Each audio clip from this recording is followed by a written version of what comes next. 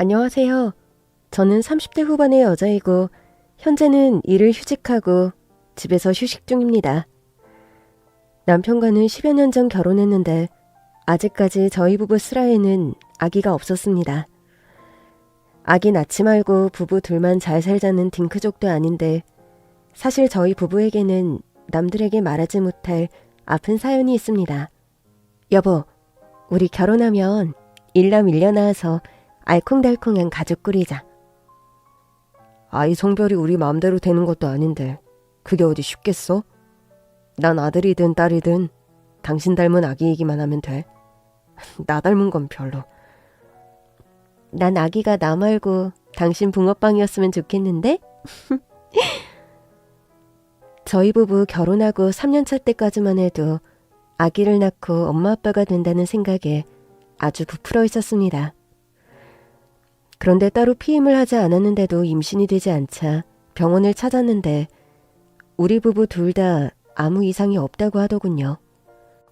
두 분 다 건강에는 문제가 없기 때문에 너무 조바심 내지 말고 마음 편하게 가지고 아기를 기다려보는 것이 어떻겠어요? 배란이를 받아가서 계획 임신 노려보는 것도 좋고요. 저희 부부는 그렇게 운동도 부지런히 하고 몸에 좋다는 음식들은 불어 챙겨 먹으면서 임신하려고 많은 노력을 기울였습니다. 제가 평소에 커피와 맥주를 무척 좋아하고 남편은 애연가였는데 저는 커피와 맥주를 끊고 남편은 독하게 담배까지 끊었죠. 그런 노력 덕분인지 결혼 4년 차에 저희 부부에게 임신 소식이 들려왔고 저와 남편은 뛸 듯이 기뻐했습니다. 그러나 기쁜 마음도 잠시 갑자기 왜 이렇게 아랫배가 아프고 불편하지? 아니, 지금 이건... 회사에서 업무를 보고 있는데 사무실 책상 의자에 앉은 채로 저는 하혈을 하며 병원으로 실려갔고 검진 결과 유산되었다는 충격적인 소식을 접해야 했습니다. 아니, 선생님, 아기 집도 건강하고 저에게도 아무 이상 없다고 했는데 왜 갑자기 이런 일이 발생한 거죠? 임산부한테 위험하다는 일은 하나도 안 하면서 엄청 조심했는데요. 여러 가지 원인이 있을 수 있겠습니다만 일단 마음을 좀 진정하시고 산모분 나이가 젊으니 너무 낙담 마시고 몸을 잘 추스른 후에 다음번 임신을 계획하시는 게 좋을 것 같습니다. 여보, 내가 임신 초기인데도 회사 일을 줄이지 않아서 이런 일이 발생한 걸까? 나는 노산도 아니고 병원에서도 컨디션이 하도 양호하다 해서 걱정을 너무 안 했나? 내가 너무 모자라서 우리 아기가 잘못됐다는 생각이 들고 너무 괴롭다. 무슨 말을 그렇게 해. 우리가 아직 처음이라서 서툴러서 그런 것 같다. 삼신할머니가 보기에 아직 우리가 부모가 되기에 준비가 덜 되어 보였을 수도 있고. 자기야, 너무 낙담하지 말고 일단 자기 몸부터 회복하자. 응? 아기도 소중하지만 나한텐 당신이 가장 소중하니까. 알았지? 저는 처음 아기가 유산되었을 때 힘들고 슬펐지만 남편의 위로와 응원으로 가까스로 몸과 마음을 잘 추스를 수 있었습니다. 그러나 저희 부부는 그 이후로도 임신은 잘 되는 편이었어요. 그런데 문제는 제가 습관성 유산으로 이후로도 유산을 7번이나 거부했다는 겁니다. 유산을 반복할수록 점점 엄마가 될 수 있다는 자신감이 사라지면서 우울과 분노, 포기와 수용, 이 4가지의 감정을 오락가락하는 힘든 시간들이 이어졌습니다. 4번 거푸 유산을 하고 난 이후에는 회사까지 휴직하고 몸을 편하게 하면서 임신 준비에 매달렸지만 매번 저희 부부를 찾아온 아기는 허망하게 우리 곁을 떠나버리곤 했어요. 7번째 유산을 했을 때 저는 울면서 남편에게 말했습니다. 여보, 부부 사이가 너무 좋으면 삼신할매가 질투해서 아기를 보내주지 않는다더니 우리가 유달리 금슬이 좋아서 그런 걸까? 우리 부부가 운명이 없는 복을 바라서 자꾸 이렇게 괴롭고 힘들게 산다는 생각이 들어. 우리 그만 아기 갖는 거 포기하자. 여보, 난 당신이 어떤 선택을 하든 당신 의견에 따를 거야. 당신이 지쳐서 그만하고 싶다면 나도 오케이. 아이가 있으면 좋겠지만 없다고 해서 우리 부부 사이가 달라질 건 없어. 안 그래? 말이라도 그렇게 해줘서 고맙다. 당신도 많이 서운하고 속상할 건데. 울긴 왜 울어? 난 무엇보다 그간 당신 몸을 너무 혹사시킨 것 같아서 그게 가장 미안하다. 남은 휴직 기간 동안 아무것도 생각하지 말고 잘 먹고 잘 쉬면서 건강 회복하자. 응? 그렇게 따뜻하게 말해주는 자상한 남편이었습니다. 그렇게 바라는 아기를 가지지 못했지만 저희 부부 서로에 대한 사랑과 배려로 하루하루를 버틴 시간들이었죠. 아기는 그렇게 마음속에서 포기하고 복직 준비를 하던 어느 날 참 얄궂게도 또다시 임신 소식을 알게 되었어요.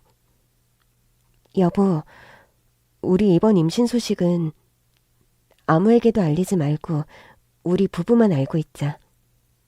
부모님들께도 알리지 마. 그러는 게 좋겠어. 기쁨은 나눌수록 고비되지만 당신도 겪어봐서 알잖아.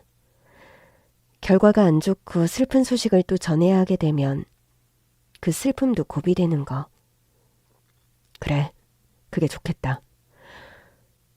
그 편이 당신 마음도 더 편하게 가질 수 있을 것 같고. 그렇게 저희 부부는 8번째 임신 소식을 아무에게도 말하지 않고 조용히 지내기로 했습니다. 저는 정말 이번이 마지막이라 생각하고 복직도 미루고 집안에서 몸을 보하면서 엄청 조심조심 하루를 보내고 있었죠. 그러다 시간이 흘러 임신 4개월 차에 접어들었고 임신 16주를 넘긴 적이 없었는데 이번에 처음으로 안정적으로 16주 차에 접어들었네요. 축하드립니다. 4주 정도만 더 안정하시면 무리 없이 건강한 아기를 출산하실 것 같아요. 마음 편하게 가지고 파이팅 하십시오. 감사합니다, 선생님. 모두 세심하게 살펴주신 덕분이에요. 초음파로 이렇게 태아 사진을 다 보게 되다니 감기가 너무 무량하고 벅차오르네요. 그렇게 산부인과에서 긍정적인 답변을 듣고 기분 좋게 집으로 돌아온 저녁이었죠. 그날도 저는 일찍 저녁을 차려 먹고 반신욕을 하고 몸에 절대 무리가 가지 않는 가벼운 스트레칭 뒤에 독서나을 요령으로 남편 서재에 들어갔습니다. 남편 책상 위에 휴대폰이 부르르 떨리며 메시지가 한 통 온 것 같더군요. 무심결에 남편 휴대폰을 쳐다보게 되었고 화면에 뜨는 카톡 메시지의 내용을 보고 저는 경악을 금치 못했어요. 카톡의 발신인은 저의 새엄마였고 미진이 몰래 신촌역 땡땡모텔 1013호로 오게나 란 내용이 찍혀있는 겁니다. 하도 어이가 없어서 남편에게 따져 물으려다가 말았습니다. 말도 안 되는 오해일 것 같으면서도 뭔가 알 수 없는 찜찜한 예감에 겁이 나서 도무지 남편에게 뭔가를 물을 용기가 나질 않더군요. 사실 저희 새엄마가 저와 나이 차이가 많이 나지 않습니다. 제가 8살 초등학교 1학년이던 때 새엄마는 20대 초반의 나이로 저희 아빠에게 시집을 오셨거든요. 저희 아빠는 재혼이었고 새엄마는 초혼이었죠. 그런데다가 새엄마는 타고나길 동안 외모에 얼굴도 아주 미인이십니다. 해서 제가 고등학생이 되었을 즈음에서는 새엄마와 어디 목욕탕이라도 갈라치면 좀 나이터 어리는 자매지간인가 봐요. 언니가 동생 때를 아주 잘 밀어주고 착하네. 얘는 내 동생이 아니라 제 딸이에요. 아유 그래? 난 엄마가 너무 어려 보여서 큰언니 정도나 되는 줄 알았네 그려. 저희 아빠는 고등학교에서 국어를 가르치는 선생님이신데 새엄마는 아빠의 졸업한 제자 중에 한 명이었습니다. 처녀가 애 딸린 호라비한테 시집 오기가 쉬운 일이 아닌데 그 짝집에서는 우리 미진이 아범한테 시집 오겠다 하니 반대 많이 안 하던가요? 반대 안 하셨다면 솔직히 거짓말이죠. 저 한때 울 친정 아버지께 머리까지 깎이고 집 밖으로도 못 나갔어요. 한참을. 그런데 결국 제 고집에 부모님께서 허락해 주셨어요. 또 미진이 아빠 직접 보시고 사람이 원체 좋은 분이니 부모님께서도 마음을 돌리신 거고요. 지금이야 사랑의 눈이 멀어 좋다고 시집 오지만 나중에 후회되면 어쩌려고 그래. 지금도 안 늦었으니 다시 한번 생각해보지 그래? 걱정 마세요 어르신. 저 미진이랑 선생님 두고 어디 도망 절대 안 가요. 미진이도 벌써 제 딸 같은걸요? 저는 선생님만큼 제가 사랑하는 사람을 만날 자신이 없어요. 새엄마는 그렇게 대학을 졸업하자마자 애 딸린 호랩이었던 저희 아빠에게 시집을 왔고 평생 동안 저에게 아주 헌신적인 엄마 노릇을 해주신 좋은 분입니다. 아빠와 재혼한 뒤 5년쯤 지나서는 남동생도 태어났죠. 남동생이 태어나고 나서 집안 어른들은 기뻐하면서도 나름의 걱정이 있었답니다. 미진이 동생이 태어난 게 축하할 일이다만 우리 미진이 생각하면 마음이 썩 편하지만은 않은 게 사실이구나. 아니 어르신, 그건 또 무슨 말씀이세요? 네 안사람 말이다. 걔가 착한 애긴 하고 또 아직까진 미진이를 딸로 예뻐했지만 집에 아파 낳은 떡두꺼비 같은 아들이 태어난 이상 미진이가 눈에 들어오겠니? 어르신, 제발 쓸데없는 걱정 좀 그만하세요. 저희 안사람은 그렇게 인격이 모자란 사람이 아닙니다. 아빠의 호언장담처럼 새엄마는 남동생이 태어난 후에도 저에 대한 태도나 애정에 변함이 없으셨어요. 남동생과 같이 유년기 사춘기 시절을 보냈지만 새엄마가 표관하게 남동생과 저를 차별한 기억은 1도 없습니다.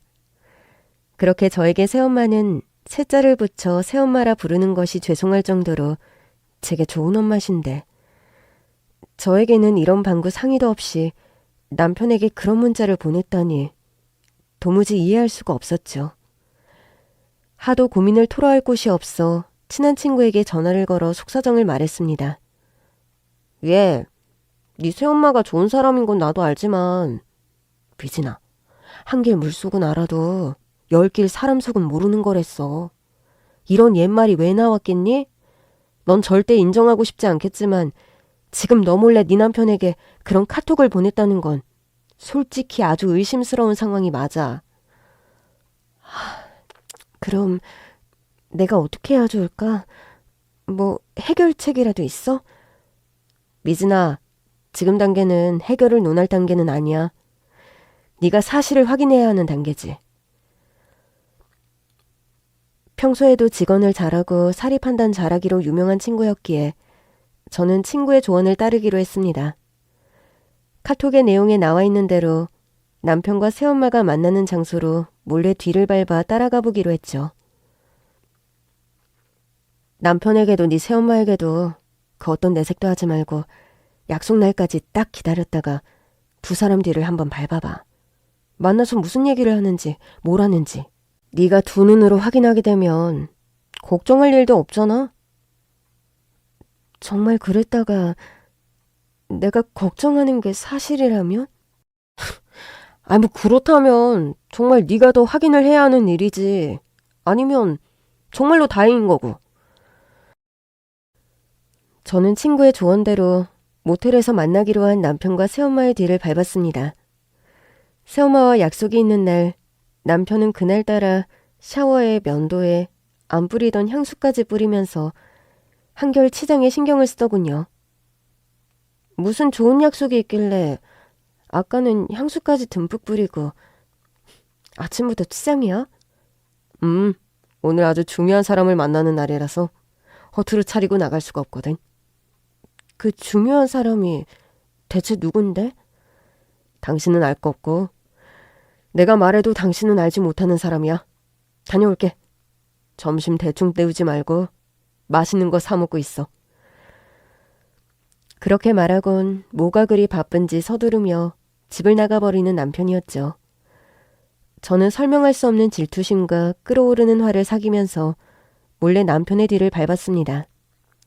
생전 타지도 않던 모범 택시까지 대절해서 남편의 차를 뒤쫓아가는데 참아가면서도 내가 이게 뭐하는 짓인가 싶어 기분이 씁쓸하더라고요. 남편은 서울 시내의 한 모텔에 차를 정차하더니 안으로 들어갔습니다. 저도 당장 택시에서 내려 몰래 남편이 들어가는 모텔에 따라 들어갔습니다.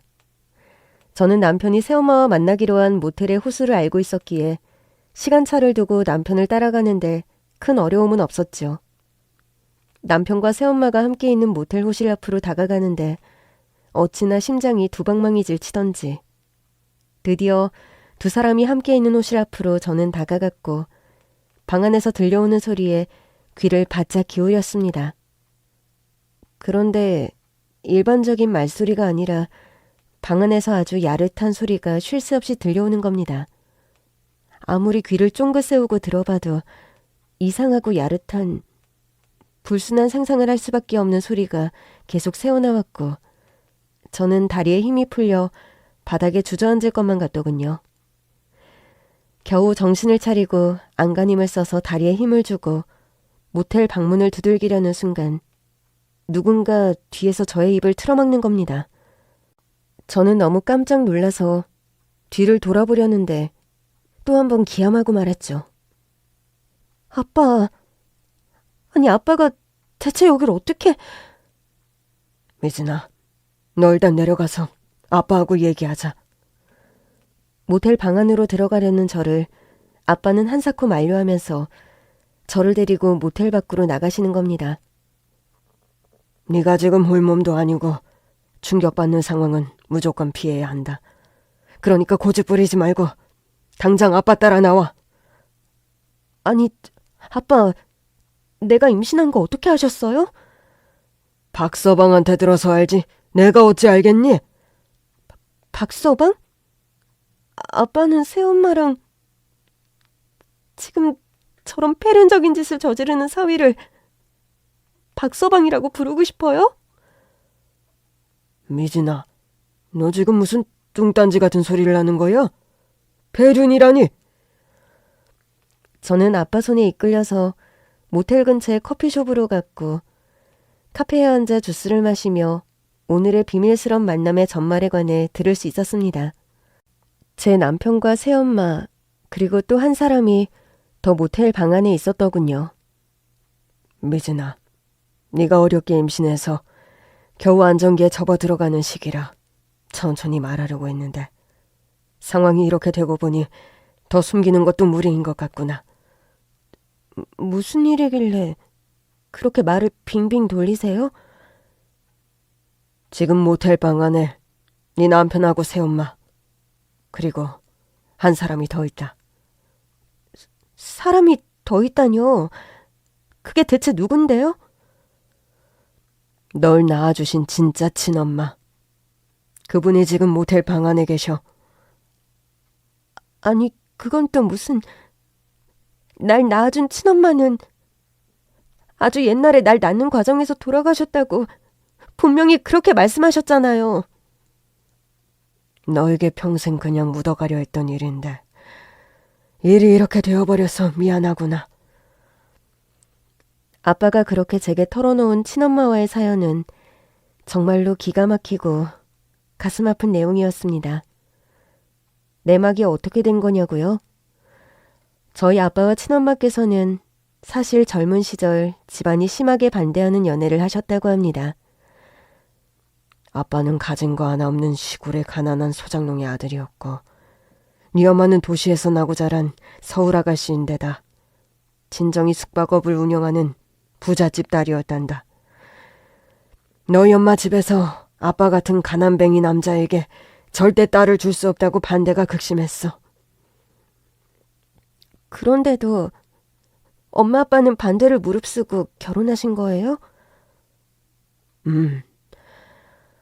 아빠가 네 엄마 집에 가서 무릎도 꿇어보고 네 엄마가 단식 투쟁까지 벌여봤지만 아무것도 통하지 않았고 급기야 네 외할아버지는 네 엄마 머리를 짧게 밀어버리고 방문을 잠가버리기까지 했지.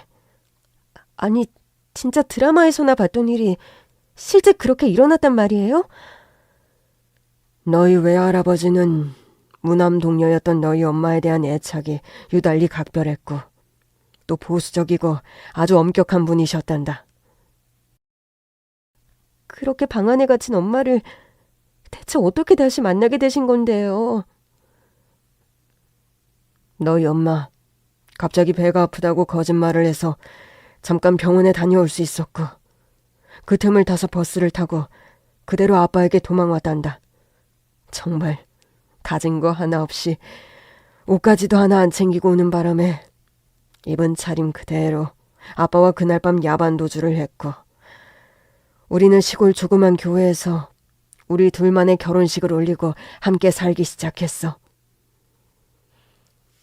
그렇게 세상이 반대하는 결혼식을 올리고 아빠와 엄마는 시골의 조그만 농가주택을 개조해서 신혼살림을 시작했다고 합니다. 아빠와 엄마는 그 당시 다니던 대학까지 휴학하고 사랑의 도피를 감행하셨다고 하네요. 아무도 응원해주지 않는 결혼이었지만 네 엄마와 아빠는 행복했단다. 아빠는 시골에서 하루 일당을 받아가며 일을 했고 네 엄마는 그러던 중 너를 임신했지. 엄마 아빠는 그렇게 양쪽 집안과 모두 절연하고 둘만의 결혼 생활을 하면서 저를 임신하고 출산까지 했답니다. 제가 돌이 조금 지났을 무렵 엄마 아빠는 서울로 이사를 하셨대요. 여전히 엄마의 아버지, 외할아버지는 극심하게 반대하며 딸과 사위를 보지 않겠다고 하셨고 아빠는 학업을 마쳐야 했기에 없는 형편에도 서울로 다시 돌아오셨던 거죠. 아빠는 당시 사범대학에 다니고 있었는데 다시 복학을 하는 바람에 낮에는 학교를 다니고 밤에는 닥치는 대로 과연히 아르바이트를 하면서 생활비를 벌었지. 네 엄마는 하루 종일 혼자서 너를 돌봤는데. 여기까지 말씀하신 아빠는 한참을 흐느끼시더니 겨우 말씀을 이어가시더군요. 우리가 가진 게 너무 없다 보니까 아주 허름한 동네에 옥탑방을 겨우 얻어 살림을 시작했단다. 거의 5층이 넘는 옥탑에서 갓난아기를 키우는 일이 쉽지 않았지. 부잣집서 나고 자라 공주님처럼 살아온 네 엄마는 하루하루 생활이 녹록지 않았을 텐데도 아빠에게 힘든 내색 하나 안 하고 너를 키워냈단다. 그러던 어느 날 막 기어다니기 시작한 제가 엄마가 잠시 설거지를 하는 사이 집 밖으로 나가는 상황이 발생했고 옥탑방 계단 밑으로 굴러떨어지는 사고가 발생했다는 겁니다.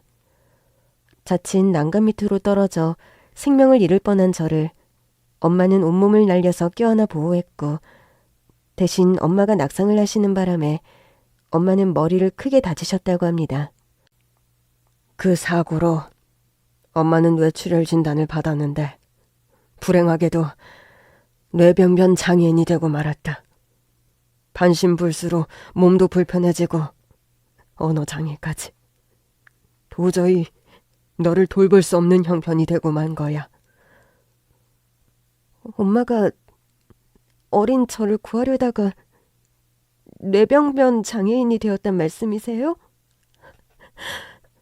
그렇단다.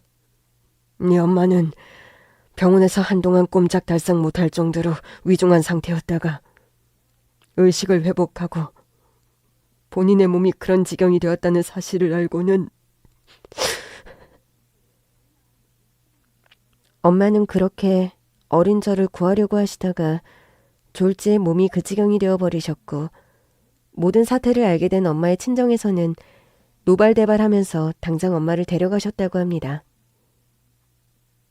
내가 이래서 애초부터 결혼을 반대했던 거야.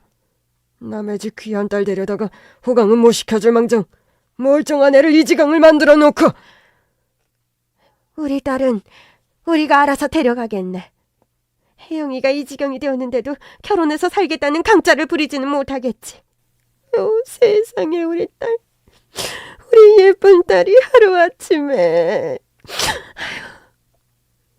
그렇게 외할머니 외할아버지는 아빠에게 온갖 타박을 하면서 엄마를 데려가셨고, 엄마는 떠나기 전 아빠에게 그런 편지를 남기셨다고 합니다.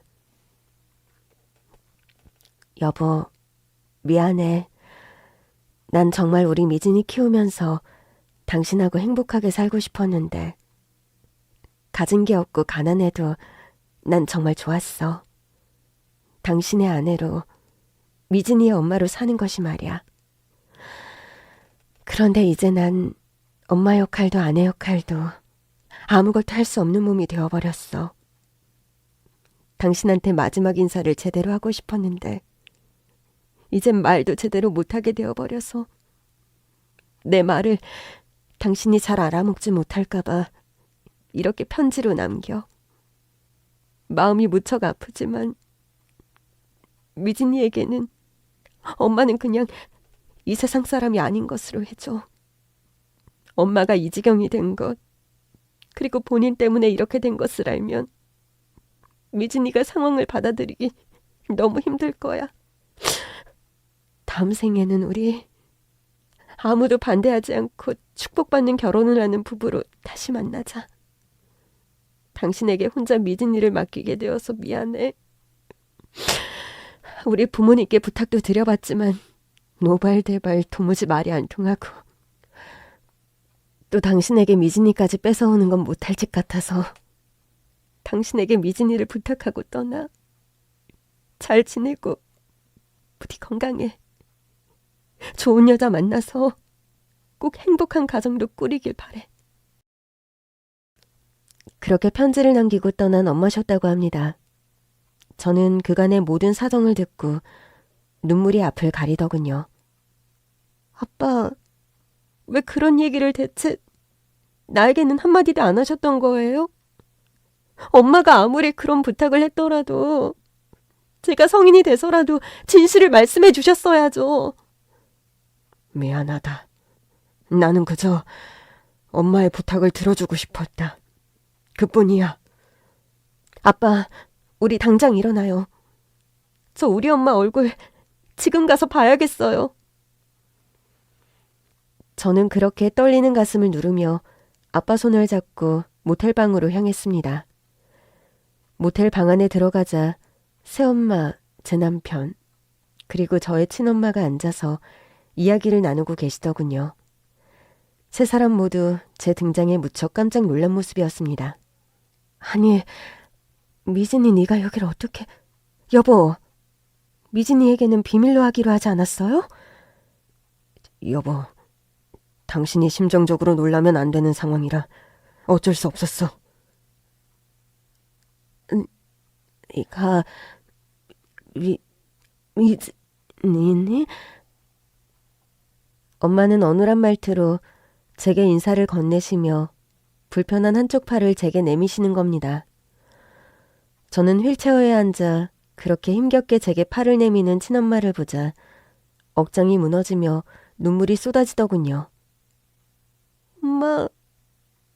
엄마, 저 때문에 이렇게 몸이 불편하게 되신 거라면서요. 그래도 그렇지. 어떻게 평생 제게 거짓말을 할 생각을 하셨어요? 엄마.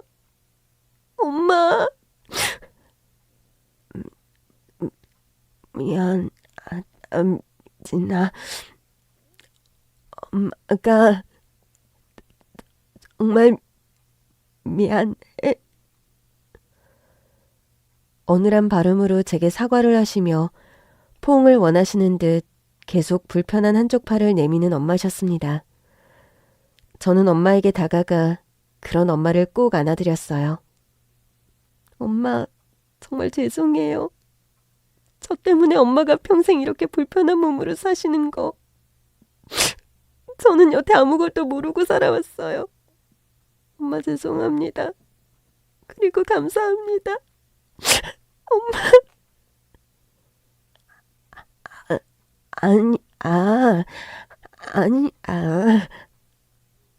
왜, 미진이? 엄마가 미안해. 엄마는 제게 미안할 것도 없는데 자꾸 미안하다고 하시더군요. 알고 보니까 엄마는 최근 암투병을 오래 하시다가 시한부 선고를 받으셨다고 합니다. 암병원 중환자실에 들어가기 전에 마지막으로 제 얼굴을 꼭 한번 보고 싶다고 몇십 년 만에 아빠에게 연락을 하신 거였더라고요. 아빠에게 그런 사정을 전해 듣고 엄마도 솔직히 많이 놀라단다. 네 아빠와 남편 그리고 나 이렇게 셋이서 의논 많이 했어. 미진이 너에게 이 소식을 어떻게 전해야 할지 말이다. 여보, 당신이 임신했고 겨우 안정기에 접어들어가고 있다고 말씀드리니까 지금 당장 당신에게 모든 상황을 말하는 게 충격이 될지 모르니 조금만 더 기다렸다가 모든 사정을 당신에게 설명하는 게 어떨까. 오늘 만나서 그런 의논을 하고 있었던 거야. 나는 그런 줄도 모르고 당신이 몰래 새엄마 연락을 받고 모텔로 가니까 정말 말도 안 되는 상상을 하고 걱정을 했잖아. 이게 대체 무슨 난리야. 새엄마 정말 죄송해요. 제가 진짜 너무 말도 안 되는 걱정을 했어요. 저를 이렇게 걱정하고 배려해서 몰래 네 분이서 만나는 줄도 모르고. 미진아, 이제 그만 울고 엄마랑 말씀 좀 더 나누렴. 이제 다 상황을 알게 되었고 너도 생각보다 의연하게 모든 걸 받아들이는 것 같아서 참 다행이구나. 새엄마는 그렇게 웃으면서 저를 다독여 주셨습니다. 그런 새엄마를 두고 잠깐이나마 이상한 의심을 한 제가 참 부끄럽게 느껴지더군요. 새엄마는 제가 임신에 실패할 때마다 누구보다 먼저 제게 달려와서 미진아, 너무 실망하지 말고 몸부터 추스르자. 엄마가 너 좋아하는 고추장 불고기 만들어 왔어. 미역국이랑 해서 같이 먹고 기운 차리자. 엄마, 내가 무슨 출산을 한 것도 아닌데 왜 매번 제가 실패할 때마다 미역국을 끓여주세요? 유산도 출산이나 매한가지로 몸을 추슬러야 하는 거야. 아기 잃어버릴 때마다 마음이 얼마나 힘이 드는 건데 몸까지 축나면 정말 큰일 난다. 그렇게 저를 살뜰하게 챙겨주시는 새엄마였는데 저는 정말로 고개를 조아리고 새엄마에게 용서를 구했습니다. 엄마가 언어장애 때문에 말소리가 일반 사람들과 많이 다른데 그렇다 보니 모텔 방 앞에서 듣기론 이상한 소리가 새어나오는 것처럼 들린 것이더라고요. 미진아, 괜찮아. 너랑 내가 옛날부터 어디 가면 자매로 오해받고 그랬잖니. 그런 메시지를 몰래 보면 누구라도 이상한 생각을 할 수밖에 없지. 너에게 미리 말하지 못해서 생긴 해프닝이니까 그만 마음 쓰렴. 그렇게 너그럽게 이해해 주시는 새엄마셨습니다. 상황이 정리되고 보니까 친엄마의 위중한 건강 상태가 많이 걱정이 되더군요. 친엄마는 친정 부모님께서 모두 돌아가시고 홀로 힘겹게 투병하고 계신 상황이었습니다. 시간이 흐르면서 저는 임신 안정기에 접어들었고 병원에서는 아기가 건강하게 자라고 있으니 큰 걱정 안 하고 출산일까지 잘 기다리면 되겠다는 말을 하더군요. 여보, 나랑 뱃속의 아기는 이제 크게 걱정 안 해도 되게 생겼는데 투병하는 엄마가 걱정이야. 몸도 성취하는 분이 혼자서 병원 생활하게 하는 거 맘에 많이 걸리고 걱정이 크네. 일단 어머님께서 받아야 하는 항암 치료가 입원해서 받아야 하는 거라니까. 그 기간만 거치면 집에 모시고 와서 돌봐드리는 걸 한번 생각해보자. 아니, 당신 정말 괜찮겠어? 당신이 얼마나 어렵게 만난 친어머니야. 당신 마음 다 아니까. 아무 걱정하지 말고 당신은 일단 출산일까지 건강관리 잘하고 있어. 어머님 병원 퇴원할 시점이 되면 어떻게든 힘닿는 데까지 우리가 돌봐드리기로 하자. 저는 남편의 말이 너무 고마웠고 해서 일단 엄마가 받는 병원에서의 치료 과정이 끝날 때까지 기다리기로 했습니다. 하루하루 시간은 흘렀고 드디어 예정일이 되어서 저는 무사히 출산도 하게 되었습니다. 다행히 자연분만을 하게 되었는데 아이의 성별은 아들이었어요. 여보, 정말 수고했어. 우리가 그렇게 기다리던 튼튼이가 우리 곁으로 왔네. 미진아, 정말 수고 많았다. 튼튼이가 미진이와 네 남편을 꼭 반반씩 닮은 외모구나. 미진아, 네 덕분에 엄마가 할머니가 되어버렸네. 축하하고 정말 고생 많았다. 그렇게 가족들의 축하를 받으면서 저는 몸을 회복해 나갔습니다. 산후조리원에서 아기와 지내는 동안에도 저는 친엄마가 걱정이 되어서 솔직히 자잘한 일들이 손에 잘 잡히지 않더군요. 이렇게 걱정하는 저를 대신해 남편은 엄마가 입원해 계신 병원에 거의 매일이다시피 병문안을 가면서 제게 엄마 소식을 전해주었어요. 여보, 오늘은 아주 기쁜 소식을 당신한테 전할 수 있게 됐다. 그게 대체 무슨 말이야? 기쁜 소식이라니. 장모님께서 저번 주에 마지막 항암 치료를 받으셨는데 결과가 아주 좋다네. 이대로만 잘 회복하면 어쩌면 완치도 기대할 수 있겠다고 담당 의사가 말했어. 정말이야? 엄마가 정말 완치가 가능하대? 치료를 처음 시작할 때만 해도 예후가 별로 안 좋아서 기대를 크게 안 했는데 새로 시작한 항암제가 장모님께 잘 맞아떨어졌나 봐. 그리고 장모님이 말씀하시는데 당신을 만난 후로 살고 싶은 의욕이 많이 생기셨대. 이전까지는 거의 자포자기하다시피 살아오셨는데 당신이 출산하고 또 우리 튼튼이 사진 매일 보다 보니까 하루라도 더 살아야지 싶은 생각이 드셨다나? 여보 고마워. 나 대신 매일 엄마 보러 다녀와주고 병원으로 조리원으로 왔다 갔다 하느라 당신도 정말 고생 많았어. 그렇게 저는 무사히 산후조리원에서 퇴소하고 또 엄마께서도 병원에서 건강을 많이 회복하고 퇴원을 하게 되었습니다. 엄마께서 언어장애가 있으시다 보니 말투가 어눌한데 그래도 적응이 되다 보니 말을 알아먹는 데에는 큰 어려움이 없었습니다. 그리고 제가 조리원에 있는 동안에는 엄마와 매일 휴대폰으로 메시지를 주고받으며 소통을 했죠. 저는 매일 아침에 일어나자마자 우리 아기의 사진을 보내드리고 엄마의 안부를 묻고 엄마께서도 답장을 해주시고 엄마가 병원에 계시고 제가 조리원에 있어서 얼굴을 보지 못하던 기간에도 저희 모녀는 휴대폰 메시지를 통해서 매일 연락하고 많이 가까워지는 시간이 되었어요. 저는 산후조리원에서 집으로 돌아와 아기를 케어하면서 남편과 앞으로의 일들에 관해 다시 상의를 하고 또 아빠와 새엄마에게도 우리의 계획을 말씀드렸어요. 새엄마, 아빠, 드릴 말씀이 있어요.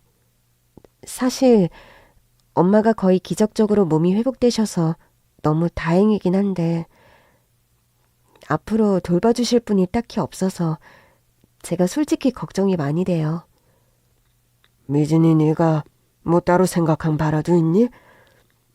두 분께서 괜찮다고 하시면 저희 집에 엄마를 같이 모시면서 좀 돌봐드리고 싶어요. 네가 갓난아기도 돌보면서 엄마까지 케어하는 게 힘들지 않겠니? 물론 그런 상황이 되면 나도 자주 와서 널 도와주긴 하겠지만. 아니에요. 올케도 몇 달 있으면 출산이라 또 그 집 아기도 엄마는 돌봐주셔야 하잖아요. 저까지 도와달라 부탁드리는 건 제가 너무 염치가 없죠. 아니야. 도와주려면 너도 민석이도 마찬가지로 똑같이 도와줘야지. 엄마에게 우리 집에 지내시는 게 어떠시나 여쭤봤더니 처음엔 한사코 거절하시다가 간병인과 베이비시터를 함께 고용하면 그렇게 하시겠다 하셔서 일단 그렇게 해보기로 했어요. 그래 미진아. 잘 생각했다. 네 엄마가 건강도 많이 안 좋은데 너를 곁에 두고 생활하면 한결 힘이 될 거야. 여보, 당신도 이해해줘서 고마워. 당연히 이해해줘야 하는 상황이잖아. 미진아, 엄마한테 미안하게 생각하지 말고 엄마 도움 필요하면 언제든지 연락해. 알겠지? 엄마, 정말로 감사드려요. 저도 회사에서 육아휴직을 쓰기로 해서 당분간은 너무 크게 걱정 안 하셔도 될 것 같습니다. 고맙네, 박서방. 힘든 일 있으면 언제든 연락하고. 그렇게 해서 엄마와 저 남편, 갓난아기까지 한 집에서 생활을 시작하기로 했습니다. 이렇게 결정된 사항을 엄마에게 말씀드렸더니 미진아, 그렇게 생각해 주는 건 엄마가 무척 고맙지만 그래도 네 남편 입장에서 생각하면 날 모시고 한 집에 사는 건 부담스러울 것 같아. 엄마도 갓난 아기까지 있는 네 집에 들어가서 폐를 끼치는 건 도리가 아닌 것 같고. 이런 말씀을 어눌하게 하시는 겁니다. 엄마랑 내가 어떻게 만났는데 이런 상황에서 또 따로 살자는 거예요? 저 하루라도 더, 한 시간이라도 더 엄마 곁에 있고 싶어서 그래요. 엄마, 제발 내 마음도 헤아려 주세요. 네? 미진아, 엄마가 한 며칠만 더 고민해볼게. 엄마는 좀 생각할 시간을 달라고 하면서 저에게 며칠만 기다려달라고 하시는 겁니다. 며칠 후 엄마는 그런 말씀을 하시더군요. 지금 저와 남편이 사는 집으로 엄마가 들어오는 것보다는 엄마가 거처하고 계신 곳으로 저희 가족이 들어오는 건 어떻겠냐고요. 여보, 장모님께서 어제 나를 따로 부르셔서 그런 말씀을 하시더라. 우리 엄마가 당신을 불렀어? 무슨 말을 하셨는데? 우리 지금 사는 집이 좀 좁으니까 장모님 사시는 빌라 건물 있잖아. 거기 아래 위층에 나란히 사는 거 어떠냐고 말이야. 한 집에 함께 사는 것보다는 공간을 분리해서 위아래층에 사는 게 좋을 것 같다고 말씀하시네. 그러면 뭐 당신도 어머님 보고 싶을 때마다 언제든 바로 가서 볼 수 있고, 또 서로 생활하는 공간이 분리되니까 그게 좋을 것 같다고 하시네. 듣고 보니까 그것도 나쁠 것 같지는 않다. 안 그래도 우리 튼튼이 짐들이 한두 개가 아니라 공간이 부족한 건 사실이지. 당신도 괜찮겠어? 당신만 괜찮다면 나도 오케이. 그렇게 해서 저와 남편, 아기는 친엄마가 사시는 5층 다세대 빌라의 2층으로 들어가서 살게 되었습니다. 1층에는 엄마가 살고 계셨고 바로 위층에 저희 식구가 들어가서 살게 된 것이죠. 남편이 육아휴직을 받아서 육아를 도와주고 또 친엄마께서 저희 베이비시터까지 고용해 주셔서 아기를 돌보는데 큰 불편함도 없었어요. 엄마께서는 몇 년 전부터 고용하고 있는 간병인이 계셨는데 그분 역시 부지런하고 인품이 훌륭한 분이셔서 저희 식구들이 생활하는데 큰 어려움이 없었죠. 아기도 돌보면서 또 아래층의 엄마도 같이 케어해드릴 수 있어서 제 입장에서도 더할 나위 없이 좋은 라이프 스타일이라 할 수 있었죠. 저는 요리에 취미가 있었고 곧잘 음식을 잘 만드는 편인데 엄마는 제가 만드는 음식을 아주 좋아하셨어요. 엄마, 오늘은 엄마가 좋아하는 전복죽 좀 쏘았어. 드셔보세요. 우리 이진이 때문에 엄마가 호강하는구나. 이 정도 가지고 무슨 호강이에요. 엄마가 완치됐다고 안심할 게 아니라 암 환자들은 완치 판정 받고서도 사후 관리에 더 바짝 신경 써야 한대요. 엄마 식단 관리는 앞으로 제가 알아서 할 거니까 걱정 마세요. 우리 딸 이진이가 정말 효녀구나. 엄마가 말년에 무슨 복인지 모르겠다.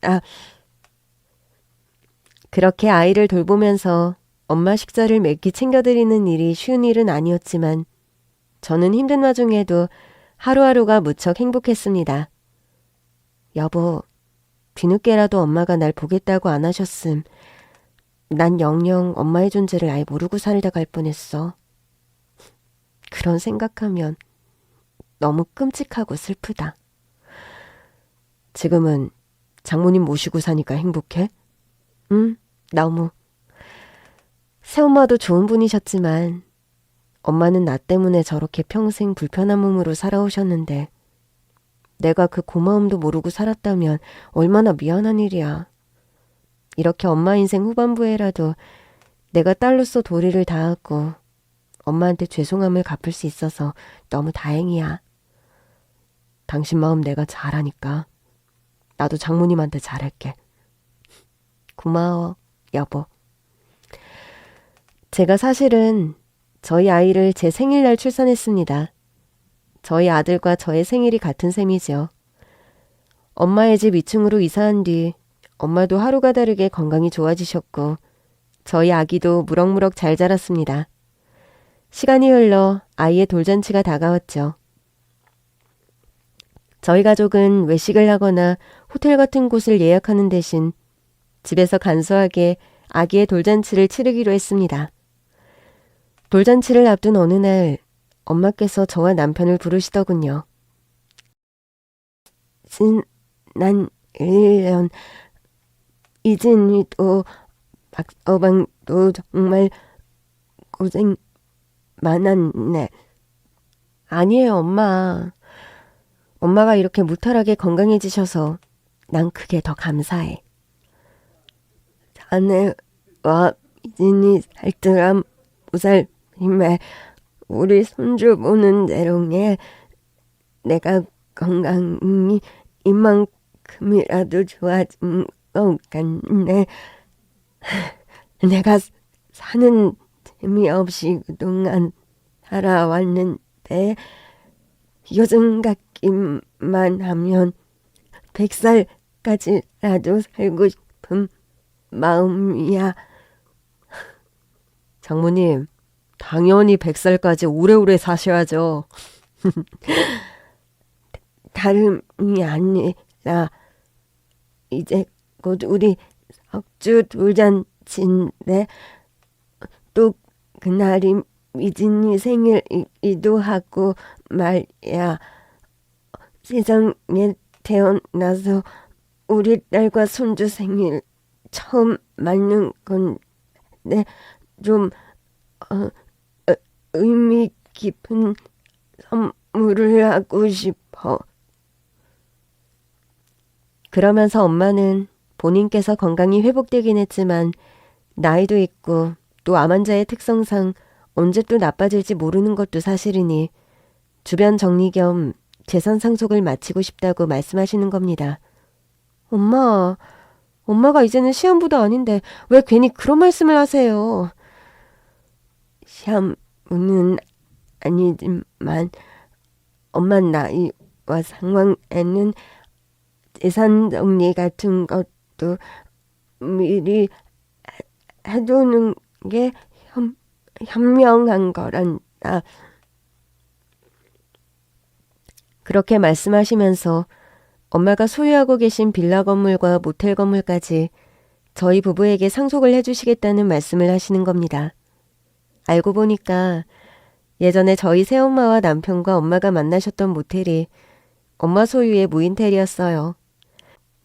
저희 외할머니, 외할아버지께서는 평생 숙박업을 운영하시면서 모텔을 소유하고 계셨는데 몇 년 전 돌아가시면서 그 모텔을 저희 엄마에게 증여해 주신 거였습니다.